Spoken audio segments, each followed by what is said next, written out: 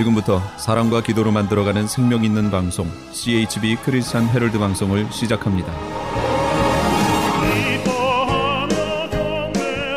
매일 새벽 4시, 매일 밤 11시 하루의 시작과 마무리를 함께하는 CHB 크리스찬 헤럴드 방송은 크리스찬 헤럴드 신문과 가장 인기 있는 기독교 정보를 담고 있는 www.christianherald.com 실하게 여러분 곁에 함께할 것입니다. 하나님께서 선물로 주시는 오늘 하루를 CHB 크리스찬 헤럴드 방송과 함께 소망으로 열면서 오늘도 하나님을 섬기며 영혼을 사랑하는 복된 하루가 되시기를 바랍니다.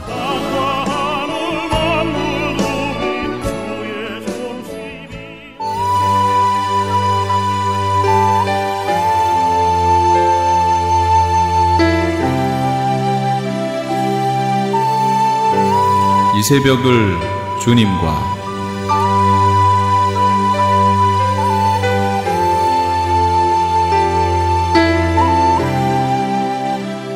크리스찬 헤럴드 애청자 여러분 안녕하셨습니까? 오늘도 주님의 말씀과 찬양 가운데 하루를 시작하는 복된 여러분 다 되시기를 바랍니다.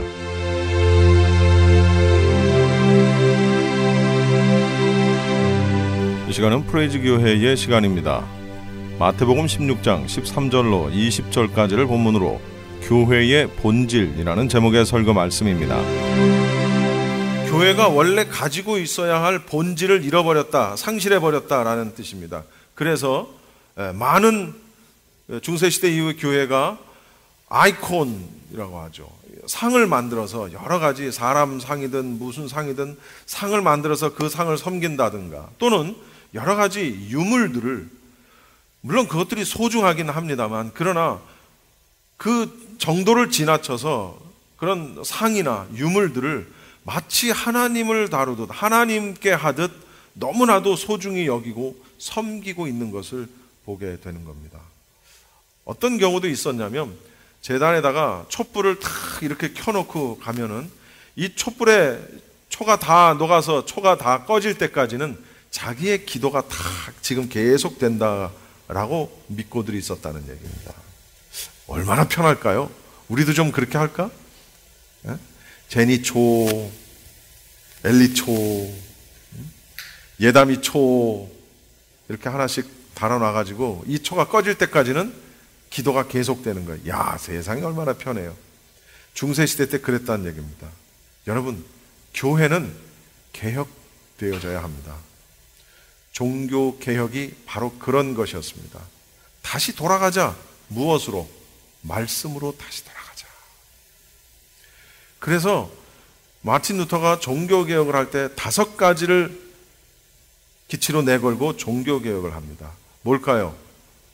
오직 성경으로, 오직 성경, 오직 믿음, 오직 은혜, 오직 예수, 오직 하나님께만 영광을. 5가지. 오직이라는 말은 only 그거. 그 얘기는 무슨 얘기입니까?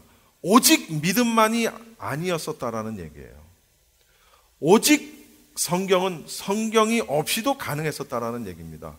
오직 예수라는 말은 예수님이 없어도 된다는 얘기예요. 오직 하나님께 영광을, 하나님께만 영광을 돌리지 않았었다는 얘기입니다. 그걸 개혁한다. 개혁한다라는 것이 여러분 어떤 A라는 것에서부터 전혀 다른 B로 바꾸는 걸 개혁이라고 하는 게 아닌 거예요. 사실 정확한 의미는 개혁한다라는 얘기는 원래대로 돌아간다라는 의미를 가지고 있는 것입니다. 영어적인 측면에서 봐도 그렇고 종교적인 측면에서 봐도 그렇고 그것은 전혀 새로운 무언가로 가는 것이 아니라 원래 본질로 돌아가는 걸 개혁한다. 이렇게 얘기를 하는 것입니다. 그것이 바로 종교개혁이었다는 것이죠. 다시 말하면은 그때 당시 아주 인본주의적인 것이고 세속주의적인 요소들을 다 버리고 하나님의 말씀으로 돌아가는 운동을 종교개혁 운동이라고 한 겁니다. 그런데 가만히 생각을 해보면 여러분 15세기, 16세기 종교개혁이 일어나던 그 시대와 오늘날 교회의 모습이 다릅니까? 여러분 많이 다른 것 같아요? 제가 볼 때는 그때나 지금이나 별반 다르지 않고 심지어 어떤 부분에 있어서는 더 나빠진 것도 많은 것 같아요. 교회가. 지금 저는 천주교를 얘기하는 것이 아닙니다. 우리 교회를 이야기하는 것입니다. 종교개혁 이후에 우리 교회의 모습이 종교개혁 이전의 교회의 모습과 별반 다르지 않은 것 같아요. 그렇지 않습니까? 그래서 개혁주의 신앙은 어느 한 번 종교개혁을 딱 했으니까 이제 끝! 이게 아니라는 거예요. 개혁주의 신앙은, 리포음드 처치의 신앙은 매일 개혁되어져야 한다. 교회는 매일 개혁되어져야 한다. 이것이 바로 개혁주의의 기본 원리인 거예요. 우리 신앙은 늘 개혁되어져야 한다라는 사실이죠. 하나님의 말씀으로 돌아가야 한다. 그런 의미에서 우리는 다시 한번 오늘 말씀을 통해서 교회의 참 의미를 한번 우리가 생각을 해보고요. 우리 마음속에 교회의 상을 재정립하는 그런 오늘 시간이 다 됐으면 좋겠습니다. 오늘 말씀에서 말하고 있는 교회의 본질이란 무엇일까요? 짧게 몇 가지만 살펴보고 말씀을 마치겠습니다. 첫 번째, 따라해 봅시다. 진정한 신앙 고백. 진정한 신앙 고백. 진정한 신앙 고백을 기초로 하는 교회가 진짜 교회라는 거예요. 오늘 예수님께서 가이사라 빌립보 지방에 가셨을 때 느닷없이 제자들에게 질문을 하십니다. 얘들아, 사람들이 나더러 뭐라고 하더냐? 라고 질문을 하세요. 이 질문을 들은 제자들이 너도나도 대답을 하는 겁니다. 아유, 어떤 사람은 세례 요한이라고 하던데요. 어떤 사람은 예레미야라고 하던데요. 어떤 사람은 엘리야라고 하던데요. 어떤 사람은 선지자 가운데 한 명이라고 하던데요. 라면서 예수님에 대해서 뭐라고 말을 하는지를 한 사람씩 얘기를 하기 시작을 합니다. 그 얘기를 들으셨던 예수님이 그러면 너희들은 나를 뭐라고 하느냐? 제자들에게 물으신 거죠. 지금 세례 요한, 예레미야, 선지자 중에 하나라는 그 선지자는 모세를 이야기하는 것입니다. 이런 대답들을 종합해 볼 때 그때 당시 유대인들은 우리가 아는 대로 오실 메시아 그리스도, 이분은 로마의 압제로부터 이스라엘 백성들을 구원해 줄 정치적인 왕을 기대한다라는 걸 우리가 알 수 있고, 또 하나는 예수님에 대해서 그냥 아주 참 뛰어난 선지자 가운데 한 명, 이 정도로만 생각을 하고 있었다는 것을 알게 되는 거예요. 그 말씀을 들으신, 그 평가를 들으신 예수님이 제자들에게 물으시는 겁니다. 그래? 그러면 너희는 나를 뭐라고 하느냐? 이렇게 물으시는 거예요. 너희는 나를 뭐라고 하느냐? 제자들이 여러 명 있습니다. 그랬더니 그 중에 참 베드로 사도는 굉장히 성격이 급한 것 같아. 확실히 급한 것 같아. 뭐든지 먼저 해. 뭐든지. 대답도 제일 먼저 하는 거예요. 너희는 나를 누구라 하느냐? 베드로에게 물은 게 아니에요. 제자들에게 물은 거예요. 베드로가 툭 튀어나와가지고 뭐라고 말을 해요? 16절 봅시다. 굉장히 중요합니다. 16절 말씀 시작. 시몬 베드로가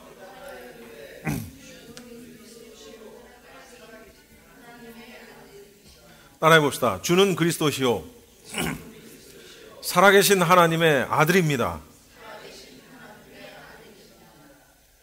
자, 저를 보십시오. 예수님은 그리스도이십니다. 예수님은 하나님의 아들이십니다. 예수님은 나의 구세주이십니다. 믿으십니까? 믿으시는 분들만 아멘. 예수님을 나의 구주로 믿는 그 고백 위에 교회는 성립되는 것입니다. 진정한 신앙 고백 위에 교회가 기초한다는 사실이에요. 주는 그리스도이십니다. 여러분에게 한번 질문을 해볼까요? 여러분이 생각하는 신앙 고백은 무엇입니까? 우리 엘리자매는 혹시 신앙 고백하라 그러면 뭐라고 해보시겠어요? 뭐라고 하시겠어요? 짧게 이런 식으로 얘기한다면. 예수님은 나의 모든 것. 예수님은 나의 everything. 좋습니다. 또 다른 분. 시킬까봐 나 안 보고 있는 거 봐. 그러면 더 시켜. 제니 자매.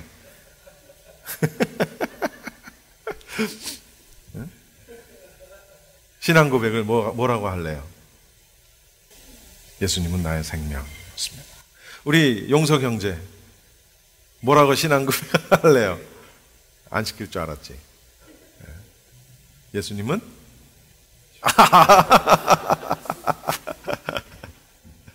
그래요. 여러분, 교회가 진정한 교회가 되기 위해서는 먼저 이 고백이 분명해야 된다는 사실입니다. 할렐루야. 주는 그리스도이십니다. 주님은 나의 모든 것입니다. 주님은 나의 생명이십니다. 이 고백이 있어야지 그 위에 교회가 세워진다. 하나님의 말씀을 알고 하나님의 은혜와 사랑을 알고 그 은혜에 감격해서 내가 응답하고 내가 목숨을 걸고 내 운명을 바치는 것, 그것이 바로 우리의 신앙 고백이 되어야 한다는 사실입니다. 충성을 맹세하는 거죠. 이 교회 위에, 이 고백 위에 교회가 세워지는 것, 이게 진짜 교회라는 얘기예요. 두 번째로 따라합시다. 하나님의 주권. 하나님의 주권으로 이루어진 교회라는 거예요. 여러분, 교회는 일부 몇몇 사람들의 뜻이 모여서 만들어진 그런 모임이 아니라는 거예요. 그건 무슨 얘기냐?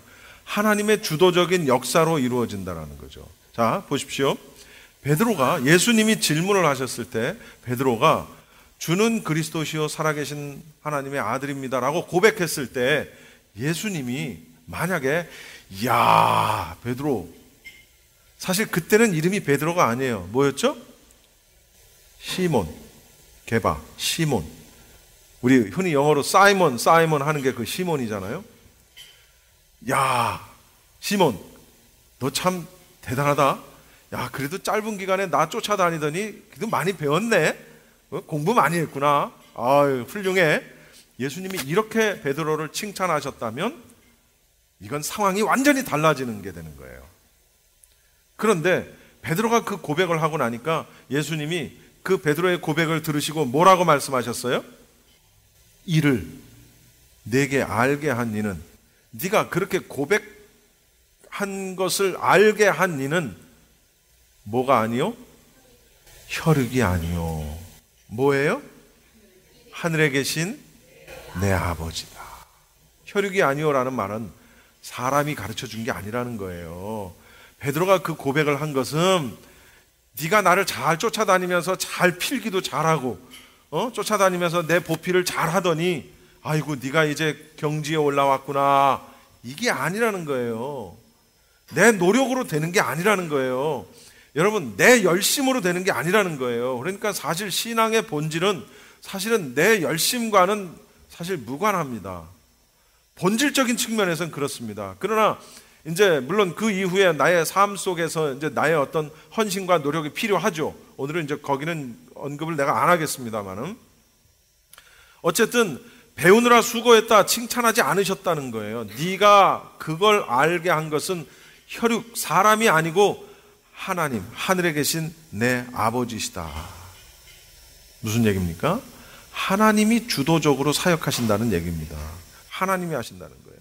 하나님이 베드로를 통해서 그걸 알게 하셨고 베드로가 그걸 깨닫게 하셨고 인도하셨다는 얘기입니다. 여러분, 그래서 믿음이라는 것은 엄밀하게 얘기하면 내가 믿는다 라고 말하는 것은 틀린 얘기입니다. 나는 믿는다 라고 말하는 것은 틀린 얘기입니다. 그럼 우리는 뭐라고 얘기해야 될까요? 사실 엄밀히 따지면 나는 믿어진다 라고 말을 해야 어떻게 보면 더 성경적인 표현입니다. 내가 믿는 게 아니에요. 믿어지는 거지. 전혀 믿음이 없던 사람이 어느 날 갑자기 믿음이 생기는 것은 내가 믿으려고 노력했기 때문이 아니라는 거예요. 그냥 어느 날 어떤 사실이, 성경에 있는 말씀에 나와 있는 어떤 사실이 그냥 내가 믿어지는 겁니다. 그래서 믿음과 긍정은 차원이 다른 얘기입니다. 이 세상의 여러 가지 철학이나 사상이나 가치 가운데에서 아주 사람들이 소중하게 여기는 철학과 사상이 있어요. 가치가 있어요. 그것은 뭐냐면 긍정적인 사고방식, 긍정적인 마인드, 긍정적인 마음. 여러분, 이게 나쁜 겁니까? 나쁜 거 아니에요. 여러분, 부정적인 게 좋아요? 긍정적인 게 좋아요? 긍정적인 게 좋죠. 그러나 우리가 분명히 알아야 될 게 있어요. 믿음과 긍정은 다른 것입니다. 긍정은 내가 긍정하는 거예요. 그냥 내가 하는 거예요. 긍정적인 생각을 하는 거예요. 그런데 믿음은 내가 믿어야지 한다고 해서 믿어지는 게 아니라는 거죠. 이상하다. 논리적으로, 이성적으로, 합리적으로 봤을 때 도저히 있을 수 없고 가능하지 않은데 근데 믿어져. 이게 믿음이라는 거예요. 그래서 믿음은 뭐다? 아니, 믿음은 하나님이 우리에게 주시는 선물이다라는 거예요. 여러분, 선물은 줄 사람이 줘야 받는 거지 내 거야? 그리고 내가 이렇게 확 뺏으면 그게 선물이에요? 절도지, 절도. 그래서 믿음은 하나님의 선물이라는 거예요. 그 믿음이 있을 때 내가 긍정적인 생각을 하게 되지. 내가 믿음 가운데 거할 때 내가 어떤 상황이 굉장히 안 좋아. 누가 봐도 나쁜 상황인데도 불구하고 나에겐 믿음이 있고 소망이 있기 때문에 그것을 긍정적으로 바라볼 수 있는 자세가 생기는 거예요. 그러나 긍정적인 마인드를 가지고 긍정적인 생각을 한다고 해서 내가 믿음이 생기는 게 아니란 말이에요. 그런데 긍정적인 것들을 생각하게 하고 그걸 굉장히 최고의 가치로 여기게 해요. 내가 긍정적으로 생각하면 그렇게 다 된다고 얘기를 하고 가르치고 그런단 말이죠. 여러분, 긍정적으로 생각하고 내가 된다 해도 안 되는 거 많아요. 안 되는 게 더 많지. 그렇게 해서 내가 부자가 될 것이다 라고 생각해서 부자가 될 것 같으면 이 세상에 부자 안 될 사람이 어디 있어요? 여러분, 신앙 고백은, 믿음의 고백은 내가 하는 게 아니라 하나님이 주도하신다라는 사실을 우리가 믿으시기 바랍니다. 세 번째로 따라합시다. 그리스도의 교회. 18절 말씀 한번 봅시다. 읽어볼게요. 시작. 자, 여기서 보십시오. 내가 내 교회를 세우리니. 우리 초등학교 애들한테요, 교회 주인이 누구니? 라고 물어보면 열이면 열, 누구라고 대답할까요? 목사님이요. 교회 주인이 목사님이래. 맞습니까? 아니에요? 난 내가 주인인데. 목사님이요. 여러분, 교회 주인은, 따라합시다. 예수님. 교회 주인은 예수님이에요. 그러므로 어떤 교회든지 사람이, 그것이 목사가 됐든 장로가 됐든 사람이 교회 주인 노릇을 할 때 그 교회는 그 즉시 교회로서의 기능을, 모든 의미를 상실하게 된다는 사실을 여러분 아셔야 합니다. 교회 설립 유공자라는 건 없습니다. 개척 내가 세웠어, 없습니다. 교회는 누가 세워요? 하나님이 세우시는 거예요. 우리는 예수님을 뭐라고 이야기합니까? 교회의, 그렇죠, 교회의 머리가 된다. 그러면 성도들은 교회의 지체. 지체가 뭐예요? 손, 발, 눈, 여러분, 교회의 머리는 예수님이시고 우리 성도들은 지체입니다. 여러분, 우리가 팔다리 몸을 다 갖고 있습니다. 이 팔다리 몸은 무엇에 의해서 조종되어집니까? 머리에 의해서 조종되어진다는 사실이에요. 그런데 교회가 예수님이 말씀하시는 대로, 머리가 시키는 대로 하지 않고 오른팔 들어라 했는데 왼팔 들어, 오른다리 들어라 했는데 왼다리 들어. 그러면 그걸 뭐라고 하는 거예요? 병들었다 그러는 거예요. 장애인 맞아요. 병 들었다고 하는 거예요. 여러분, 저희 어머니가 여러분 아시다시피 왼쪽을 못 쓰십니다. 그러니까 항상 넘어지면 왼쪽으로 넘어져요. 그러니까 맨날 왼쪽 눈두덩이가 이렇게, 오늘 아침에도 넘어져가지고 갈비뼈가 아마 금 간 것 같아. 모르겠어. 하여튼 아주 맨날 오른쪽으로는 안 넘어져. 왼쪽으로만 넘어지는 거예요. 왜 그래요? 왼쪽을 못 쓰니까. 그래 제가 너무 속상해가지고, 왼쪽으로 이렇게 몸이 가면 왼쪽 다리를 이렇게 해. 그래야 안 넘어지지. 예? 몸이 이렇게 가는데 어이구 그러면서 넘어지신단 말이에요. 우리는 어떻게 해요? 몸이 이렇게 가면 이렇게 하면 되잖아. 몸이 이렇게 가면 짚으면 되잖아요. 그러면 안 다치잖아요. 근데 어머니는 어이구 그러면서 그냥 넘어지는 거예요. 머리가 시켜도 말을 안 들어. 내가 그거 몰라서 어머니한테 그러겠어요? 내가 속상하니까 내가 짜증을 내는 거지. 왼쪽 다리가 안 아니죠. 이렇게 넘어가면 왼쪽 다리를 들어서 이렇게 하시라니까. 그게 되면 안 아픈 거지. 그게 안 되니까 병인 거지. 예? 머리가 시키는 대로 수족이 움직여주지를 않아요. 그냥 넘어지고 깨지고 다치고 피나고 그냥 팔 부러지고 다리 부러지고 갈비뼈 금가고 머리 깨지고. 여러분, 우리 어머니 살아있는 게 기적입니다. 예? 중풍도 2번 맞고 심장수술 2번 하고 허리 압박골절에 고관절 골절에 팔 골절에 머리 깨져서 막 병원 응급실 실려가고. 여러분, 살아 계시는 게 기적이에요. 예? 왜요? 머리가 시키는데 말을 안 들어. 병든 거예요. 교회의 머리가 누구라고요?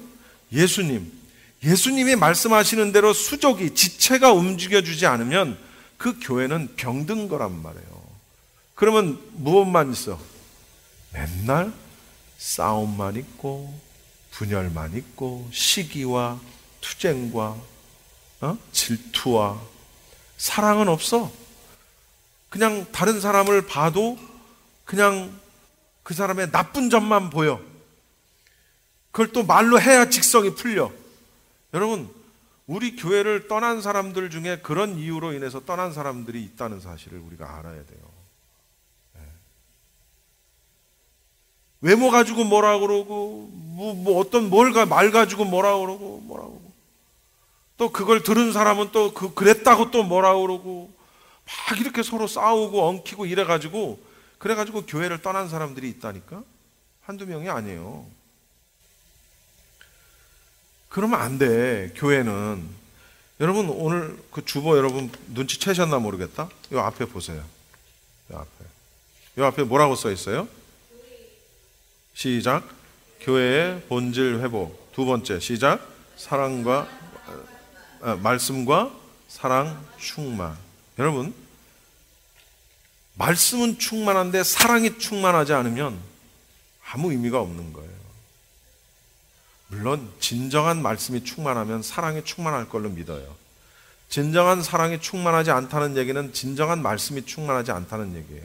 내 마음속에 어떠한 사람의 말과 행동이 사랑으로 다가와 주지 않는다는 얘기는 내가 은혜가 없구나, 이렇게 봐도 틀린 얘기가 아니라는 사실을 우리가 알아야 합니다. 여러분, 교회는 예수님이 머리시고 우리가 지체입니다. 예수님이 하라면 하고 하지 말라면 하지 말고 가라면 가고 서라면 서고, 그럴 때 우리 안에 분쟁이 없어요. 분열이 없고 시기가 없고 다툼이 없단 말입니다. 그것이 진정한 교회의 또한 모습이라는 걸 우리가 알아야 돼요. 마지막으로 따라합시다. 약속이 있는 교회. 무슨 약속? 19절 시작. 거기까지. 교회는 천국 열쇠를 가졌습니다. 여러분, 어떤 교회는 베드로 개인에게 주어진 걸로 알고 베드로를 예수님과 동급으로 만들어버렸어요. 그게 아니에요. 교회가 천국 열쇠를 가진 거예요. 교회가. 베드로의 그 고백 위에 뭘 해요? 베드로의 고백 위에 교회를 세우는 거예요. 그 베드로가 시몬, 게바, 그의 이름을 베드로가 무슨 뜻입니까? 게바. 시몬은 히브리식 이름이고 게바는 아람어식 이름이고 베드로는 헬라식 이름입니다. 게바에서 베드로로 발음이 바뀐 거예요. 게바는 반석이라는 뜻을 갖고 있습니다. 반석이 뭡니까? 바위를 이야기하는 것입니다. 큰 평평한 바위, 요만한 돌멩이가 아니라 바위. 여러분, 바위 위에다가 무엇을 탁 지어놓으면 무너져요? 안 무너져요. 모래 위에, 흙 위에 지은 집보다 반석 위에 세운 집은 그 기초가 튼튼하기 때문에 무너지지 않는 거예요. 그래서 베드로의 고백, 그 주는 그리스도시요 살아계신 하나님의 아들입니다라는 고백의 반석 위에다가 내 교회를 세우겠다. 그리고 그 교회에 천국 열쇠를 주겠다. 교회의 권위를 허락하신 거예요. 교회가 갖는 권위. 무슨 얘기냐? 여러분, 내가 개인이 성경 보고 찬송하고 기도하고 말씀 보고 할 수 있어요. 못할 거 뭐 있어요? 에이, 저놈은 교회 마음에 안 들어. 저놈은 목사 마음에 안 들어. 어느 교회를 가도 목사가 다 마음에 안 들어. 교회가 마음에 안 들어. 나 혼자 예배할래. 할 수 있어요. 못할 게 뭐 있어. 그런데 하나님이 그걸 허락하지 않으신다는 얘기예요. 물론 특수한 경우 있을 수 있겠지. 뭐 북한의 지하교회라든가 이런 어떤 일반적인 형태의 교회가 없는 곳이라든가 뭐 그런 데 있을 수 있겠지. 그런 경우에는 상황이 좀 다르겠지만, 왜? 나 자체가 교회니까 그렇게 뭐 해도 되겠죠. 그러나 그렇지 특수한 경우가 아닌 경우에 하나님이 우리에게 교회를 주시고 교회를 세우시고 신앙 고백 위에 교회를 세우시고 그 교회에 천국 열쇠를 주셨다는 얘기입니다. 그럼 무슨 얘기냐? 교회를 통해서 구속하시겠다는 거예요. 하나님이 교회를 통한 구속 사역을 하시겠다라는 거예요. 여러분, 교회가 봉사하는 데입니까? 교회가 구제하는 데예요? 교회의 본질은 그게 아니에요. 교회의 본질은 천국, 구속, 예배, 그것이 교회의 본질입니다. 그러나 이제 교회가 교회로서의 또한 다른 의미로서의 빛을 발하기 위해서 말씀대로 사는 삶을 행하기 위해서 교회가 혹은 개인이 구제도 하고 봉사도 하고 섬김도 하고 나눔도 하고 좋은 일도 하고 하는 거지, 그 좋은 일을 위해서 교회가 존재하는 게 아니라는 거예요. 그 차이를 여러분 아시겠습니까? 교회는 봉사기관이 아니고 구제기관이 아니고, 굳이 따지자면 교회는 천국 가는 기관이야. 천국기관. 그 차이를 우리가 알아야 돼요. 모든 축복과 모든 어떤 능력의 부으심과 성령의 역사하심을 교회를 통해서 주신단 말이에요. 천국 열쇠를 교회에 주신 거예요. 이 사실을 우리가 정확하게 알아야 돼요. 18절에 음부의 권세가 이기지 못하게 하시겠다라고 약속하십니다. 천국 열쇠를 주시고 음부의 권세가 이기지 못하게 하시겠다. 여러분, 이 음부의 권세가 이기지 못하게 하시겠다는 얘기는 무슨 얘기입니까? 그들이 이기지 못하게 하겠다는 얘기는 내가 이기겠다는 얘기죠. 그렇죠? 최후 승리. 우리 뭐 요한계시록에 나오지만 사망조차도 불못에 들어갑니다. 이해가 안 되지. 그 개념이, 사망이 무슨 동물도 아니고 생물도 아니고, 우리는 그 개념이 사람의 개념으로는 이게 안 돼. 그러나 하나님은 사망이라는 것조차도 불못에 던져버리겠다는 거예요.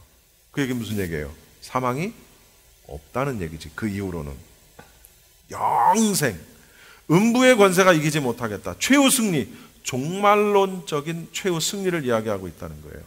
하나님께서 이 권세를 약속을 해주신 거예요. 예수님이. 그 승리를 약속받은 교회가 진정한 교회다라는 사실을 우리가 알아야 돼요.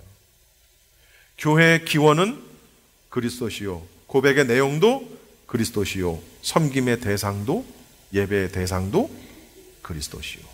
이게 교회의 본질이라는 거죠. 그리스도만이 영광을 받아야 한다. 종교개혁, 오직 하나님께만 영광. 이거예요, 이거. 그러니까 교회를 사랑하는 것이 예수님을 사랑하는 것이고, 반대로 얘기하면 교회를 핍박하는 것은 예수님을 핍박하는 거예요. 사도 바울이 교회를 핍박하러 다닐 때 다메섹 도상에서 예수님을 만나죠. 그때 예수님이 바울에게 뭐라고 말씀하세요? 사울아, 사울아, 네가 왜 예수 믿는 자들을 죽이러 다니느냐? 네가 왜 교회를 핍박하러 다니느냐? 이렇게 말씀하시지 않았어요. 뭐라고 말씀하셨어요? 사울아, 사울아, 네가 왜 나를 핍박하느냐. 사도 바울이 언제 예수님을 핍박했어? 바울은 예수님을 핍박한 적이 없어요. 예수 믿는 사람들을 핍박했고 그들의 공동체인 교회를 핍박했지. 근데 예수님이 바울에게 뭐라고 말씀하셨다고? 네가 왜 나를 핍박하느냐 라고 질문을 하신다고요. 교회와 예수님을 동급으로 놓은 거예요. 그렇잖아요. 성경에 교회를 예수님의 머리라고, 교회의 머리는 예수님이다 라고 말씀하셨잖아요.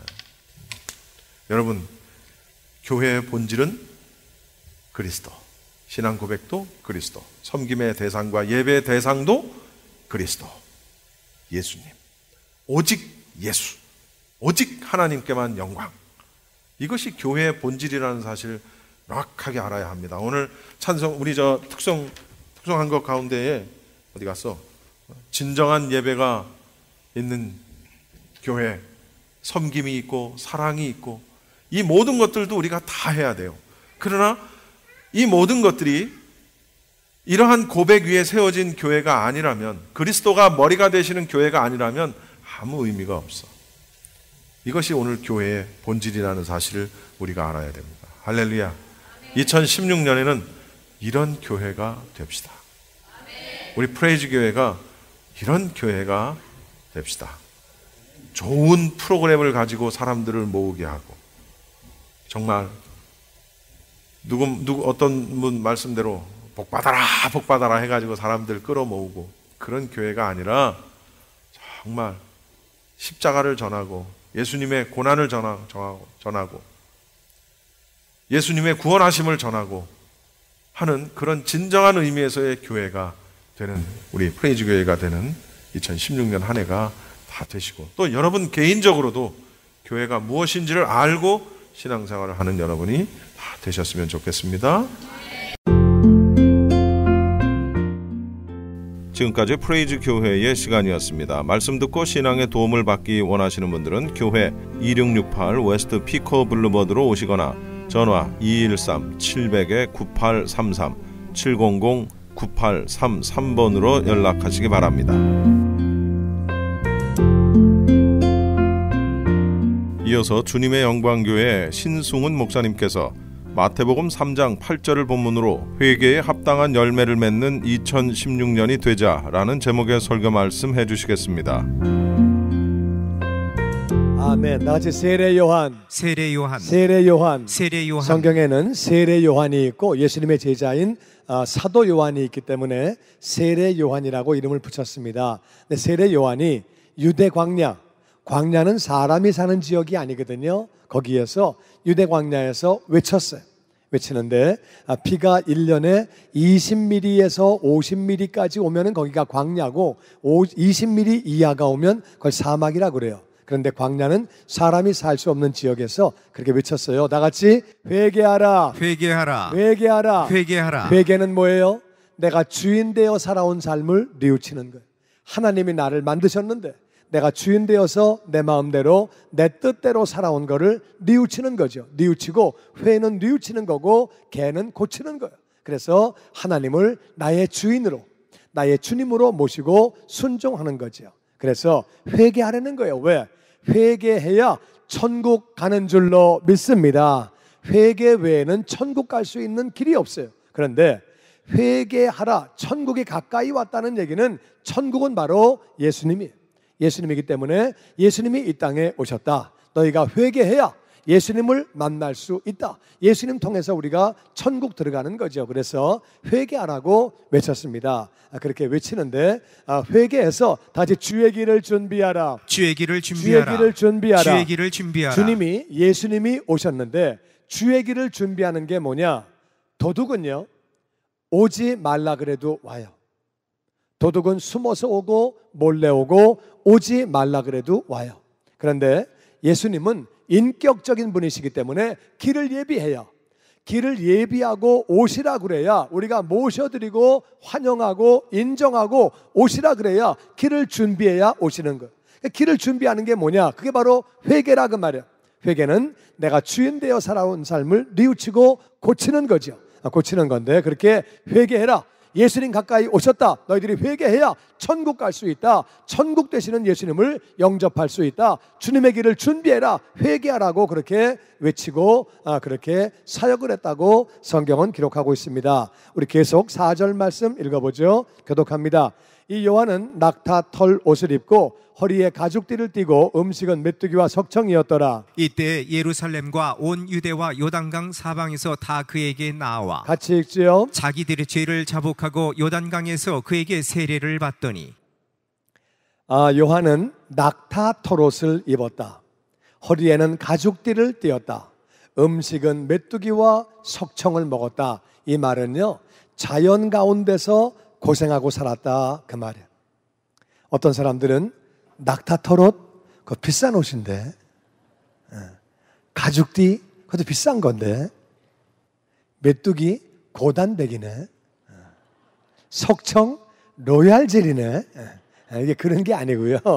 이게 자연에서 나온 낙타 털옷을 그냥 입었다는 거예요. 그러니까 그거는 굉장히 뻣뻣하고 거칠고 힘든 거죠. 그냥 가죽도 잘라가지고 대충 띠를 했다는 거예요.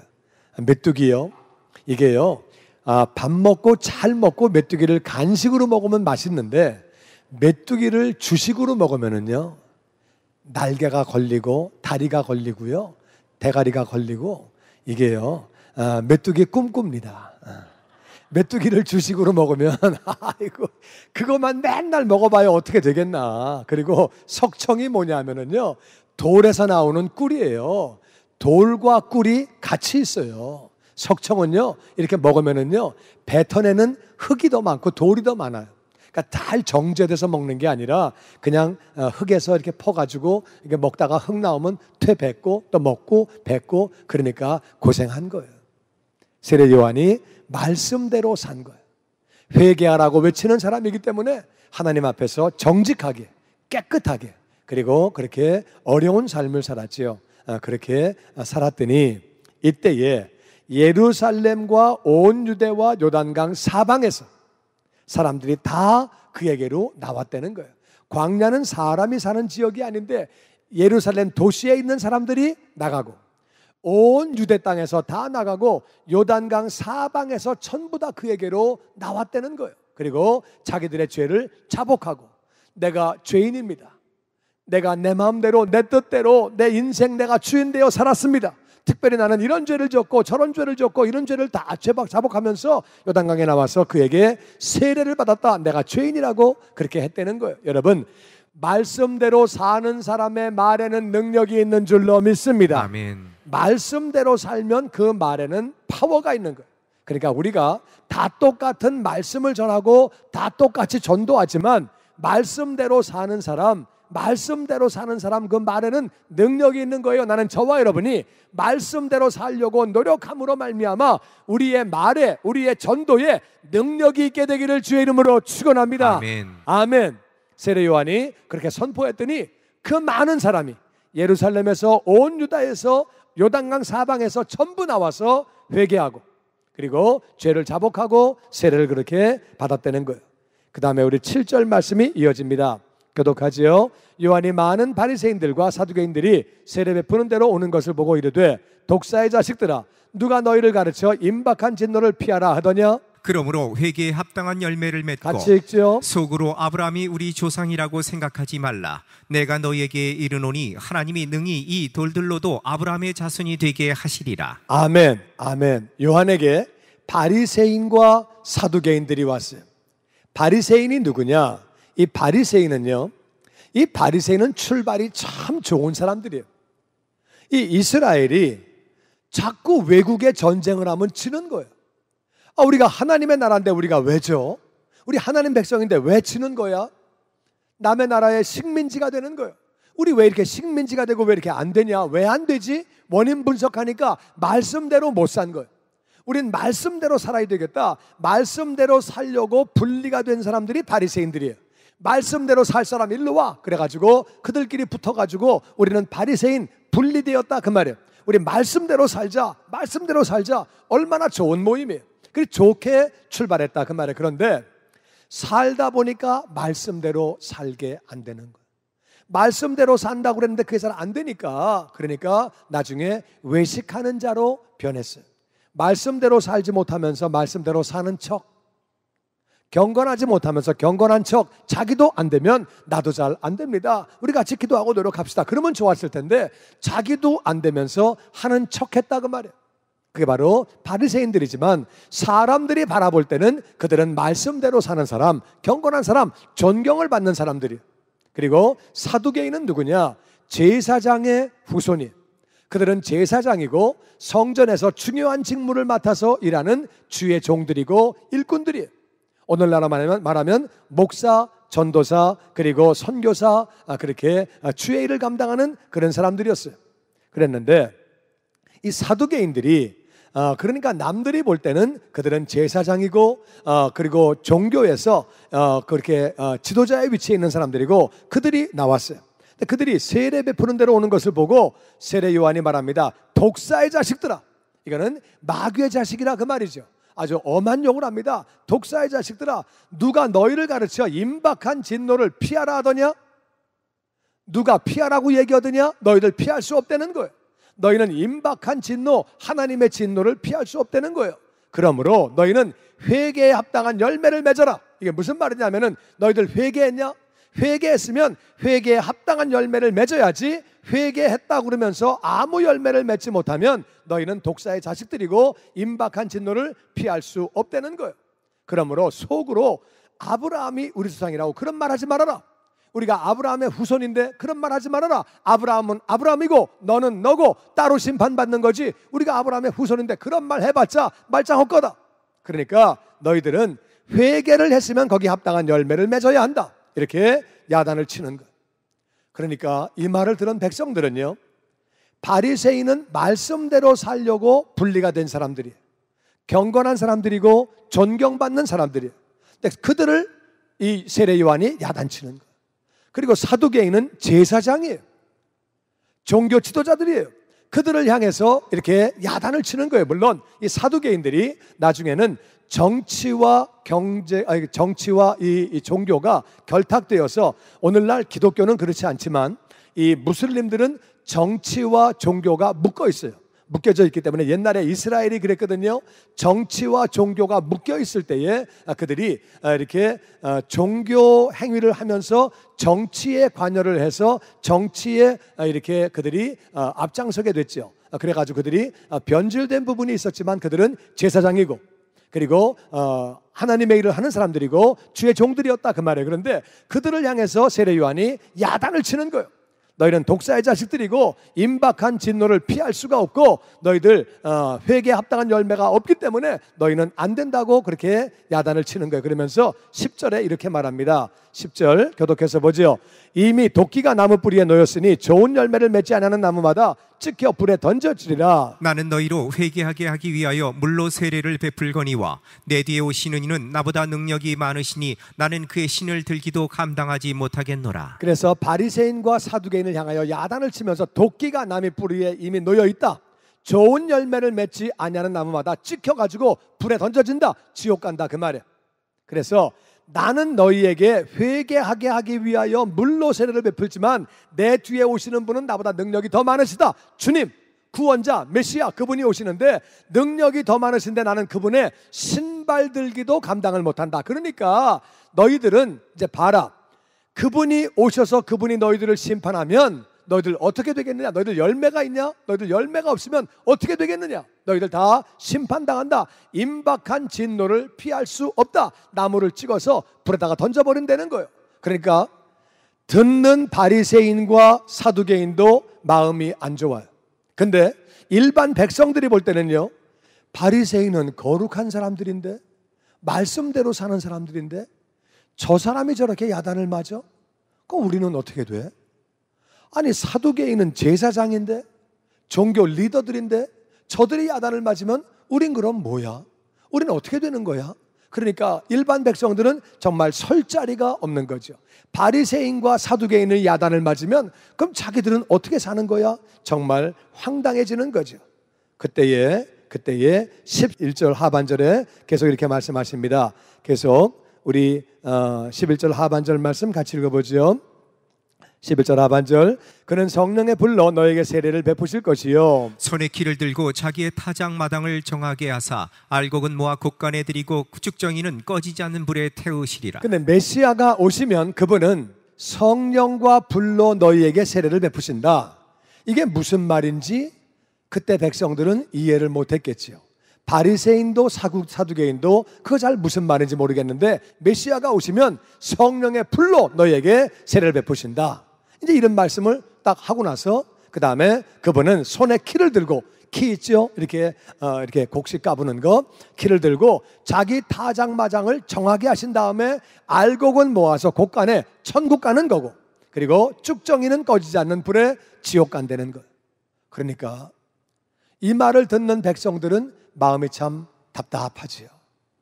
존경받는 바리새인이 독사의 자식, 임박한 진노를 누가 피하라고 그래? 나무 뿌리에 도끼가 놓였어? 꺼지지 않는 불에 던져버려? 와, 제사장, 저 사두개인들, 종교 지도자들, 저들을 향해서 그 야단을 쳐? 그러면 어떻게 되는 거지? 우리는 어떻게 되지? 그런데 예수님이 오시면 나는 그분의 신을 들기도 감당을 못하는데 그분이 다 정리하셔가지고 알곡은 천국으로 가고 아닌 것들은 지옥으로 다 쭉정이는 보낸다고 그렇게 선포하는 거예요. 그러니까 그 얘기를 듣는 바리새인도 답답하고 사두개인들도 답답하고 그리고 일반 백성들은 혼란스럽고 마음이 더 어렵겠지요. 그럴 때에 예수님이 등장하십니다. 13절 예수님 말씀을, 예수님의 행동을 같이 봅니다. 이때 예수께서 갈릴리로부터 요단강에 이르러 요단에게 세례를 받으려 하시니 요한이 말려 이르되 내가 당신에게서 세례를 받아야 할 터인데 당신이 내게로 오시나이까. 같이 읽지요. 예수께서 대답하여 이르시되 이제 허락하라. 우리가 이와 같이 하여 모든 의를 이루는 것이 합당하니라 하시니 이에 요한이 허락하는지라. 아멘. 바로 그때에 바리새인도 야단맞고 사두개인도 야단맞고 모든 백성들은 답답하고 좀 황당하고 그런 상황 가운데 있어가지고 어쩔 줄을 알지 못하는데 존경받는 바리새인들 그리고 종교의 지도자들이 임박한 진노를 피할 수 없다 그러고 도끼가 놓여있다 그러고 그리고 너희는 독사의 자식이란 말을 들어가면서 그런 상황에서 백성들은 그럼 우리는 어떻게 되는가 답답한 상황에서 바로 그때에 예수님이 갈릴리에서부터 요단강으로 오셨습니다. 그리고 요한에게 나에게 세례를 베풀라고 말씀하시는 거예요. 요한이 깜짝 놀랍니다. 요한은 예수님이 누군지 알았어요. 예수님이 메시아이고 하나님의 아들인 걸 알았어요. 그러니까 요한이 아니요, 제가 세례를 받아야죠. 어떻게 주님이 저에게 세례를 받습니까? 이 세례를 받는다는 얘기는 나는 죄인이라 그 말이거든요. 예수님은 죄인이 아니죠. 그분은 하나님이시고 죄가 없는 분인데 세례 요한에게 세례를 받으려고 하시니까 세례 요한이 아닙니다. 제가 받아야지 어떻게 주님이 받으십니까? 그러니 예수님 말씀하십니다. 15절에 다 같이 이제 허락하라. 이제 허락하라. 우리가 이와 같이 하여 모든 의를 이루는 것이 합당하니라.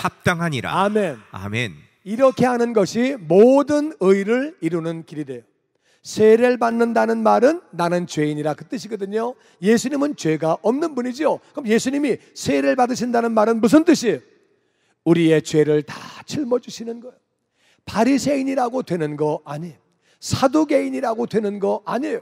우리가 알아야 되는 것은 예수님이 나를 위해 죽으셨기 때문에 우리의 죄가 용서받아서 하늘나라 갈 수 있는 줄로 믿습니다. 아멘. 우리가 직분받았다고 뭐가 되는 것이 아니고 예수님의 보혈로 우리는 구원받는 것을 믿습니다. 그래서 모든 의를 이룬다고 하는 것은 백성들이 죄인이기 때문에 내가 저들의 죄를 짊어져야 내가 짊어지고 세례를 받고 내가 십자가에서 죽어야 저들의 의가 이루어지는 것이다. 그리고 하나님은 공의의 하나님, 다같이 공의의 하나님.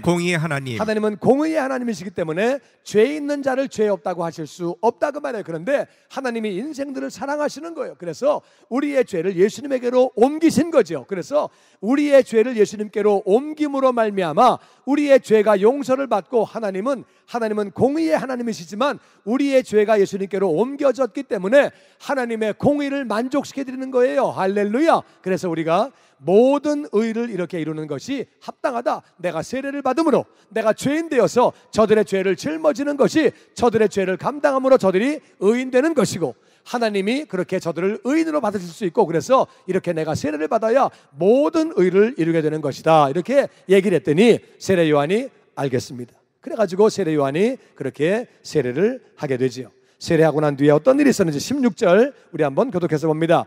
예수께서 세례를 받으시고 곧 물에서 올라오실새 하늘이 열리고 하나님의 성령이 비둘기같이 내려 자기 위에 임하심을 보시더니 하늘로부터 소리가 있어 말씀하시되 이는 내 사랑하는 아들이요 내 기뻐하는 자라 하시니라. 아멘. 예수님이 세례를 받으셨어요. 하나님이신 그분이, 죄 없는 예수님이 죄인으로 간주되어서 세례를 받으셨어요. 죄 있는 자가, 죄인이라고 고백하는 자가 세례를 받는 거예요. 세례를 받으시고 인생들을 위하여 대신 세례를 받으시고 물에서부터 나오시는데 하늘이 쫙 열리면서 하나님의 성령이 비둘기와 같이 예수님에게 임하셨어요. 비둘기같이 임하시고 하늘에서부터 아버지가 말씀하셨어요. 이는 내가 사랑하는 아들이다. 그리고 내가 기뻐하는 자라.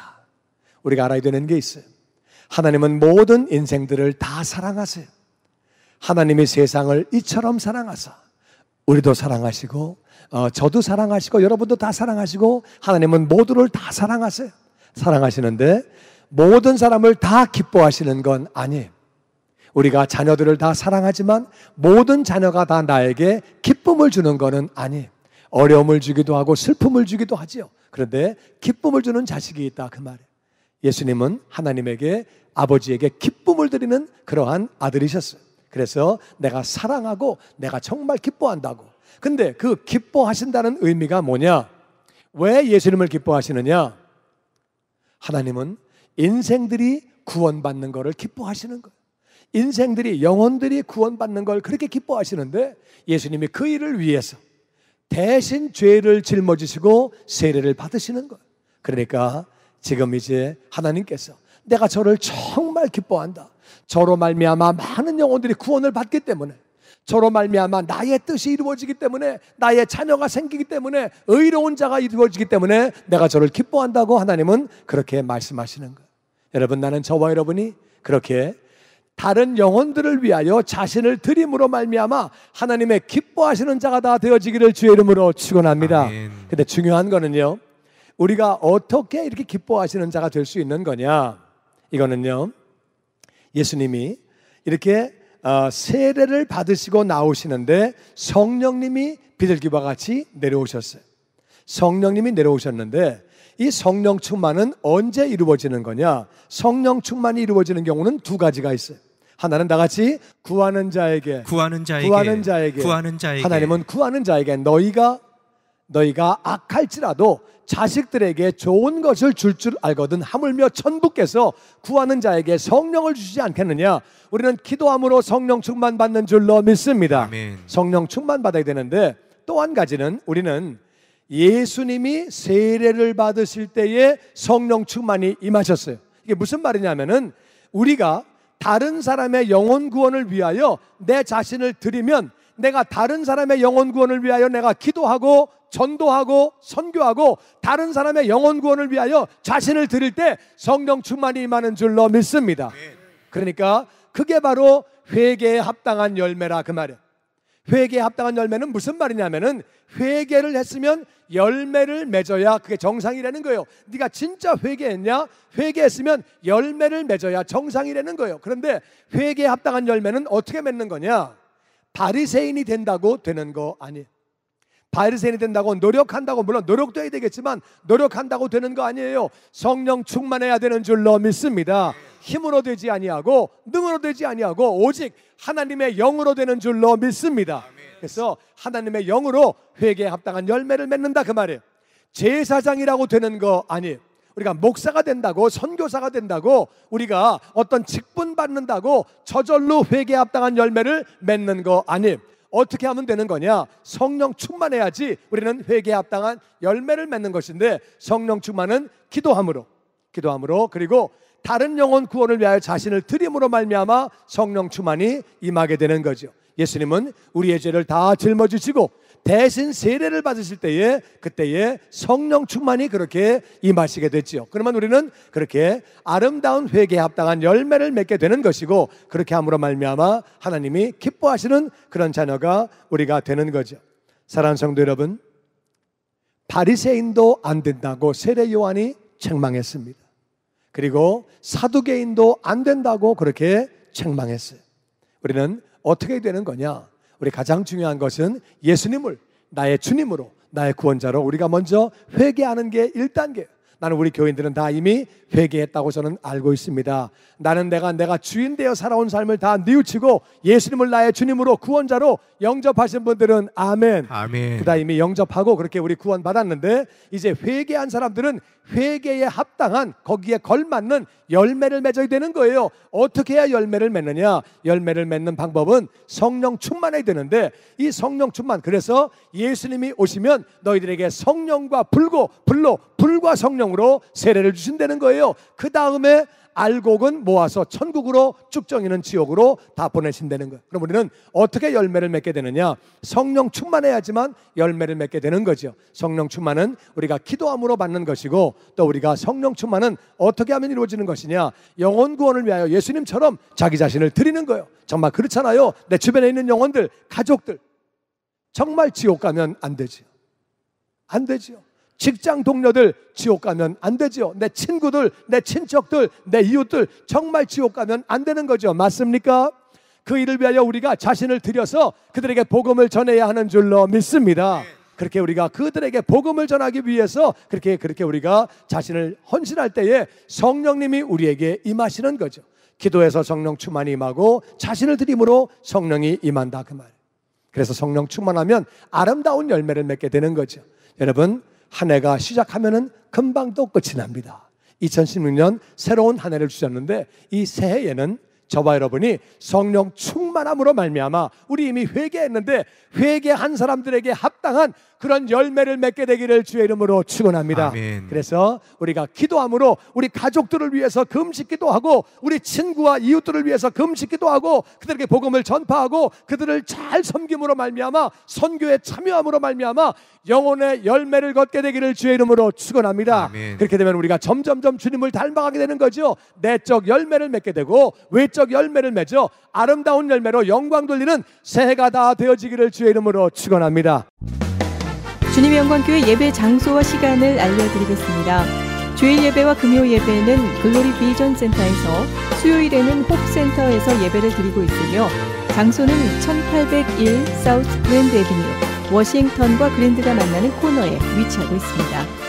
주일 예배는 1부 전통 예배로 오전 8시, 2부 예배는 영광 예배로 오전 10시 30분에 각각 예배를 드리고 있으며, 3부 예배는 20대와 30대 청년들이 모여서 오후 1시에 젊음 예배로 예배를 드리고 있습니다. 한편 영어권 EM 예배는 오후 1시에 호흡센터에서 예배가 있습니다. 수요 예배와 금요 예배는 오후 7시 30분이며 새벽 예배는 월요일에서 토요일까지 오전 6시에 예배를 드리고 있습니다. 주님의 영광교회 전화번호는 213-749-4500번입니다. 그리고 저희 웨브사이트 주소는 www.gcjc.org로 들어가셔서 주일 설교 및 교회에 대한 자세한 소식들을 참고하실 수 있습니다. 지금까지 주님의 영광교회에서 전해드리는 설교 말씀을 시청하신 여러분 고맙습니다. 이 새벽을 주님과 1부 함께 하셨습니다. 잠시 후 2부에서 뵙겠습니다.